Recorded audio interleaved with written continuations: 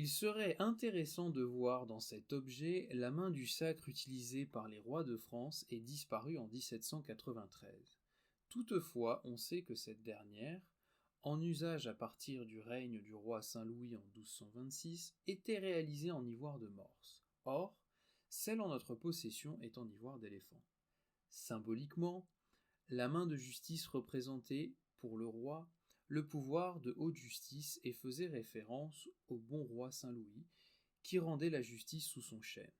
Traditionnellement, les doigts revêtent chacun une charge symbolique. Le pouce représente le roi, l'index la raison et le majeur la charité. Autant de vertus que devrait avoir chaque souverain. Or, nous savons que la main de justice des rois de France a jusqu'alors disparu. Si l'on sait que le sceptre qui la tenait fut emporté à la monnaie pour être fondu en 1793, les témoignages concernant la partie en ivoire sont toutefois beaucoup plus rares et rien n'est connu sur le destin de la main d'ivoire elle-même.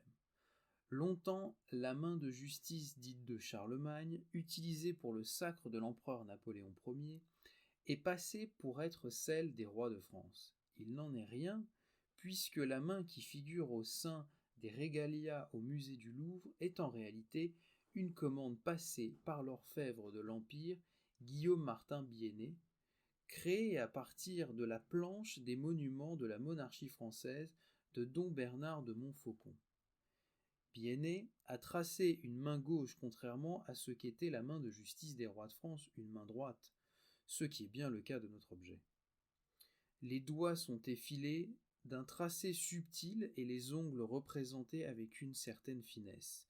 La patine de l'ivoire et ses légères fissures en font un objet plein de délicatesse, mais en même temps d'une vraie robustesse. On préférera suggérer ici que nous sommes en présence de la main du sacre qui a servi pour le roi Henri IV.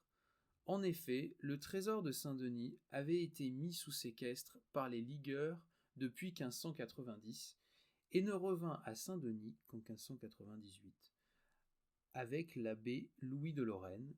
Aussi, lors du sacre d'Henri IV, le 27 février 1594 à Chartres, une nouvelle main de justice avait dû être confectionnée, et c'est bien à cet objet que nous nous référons.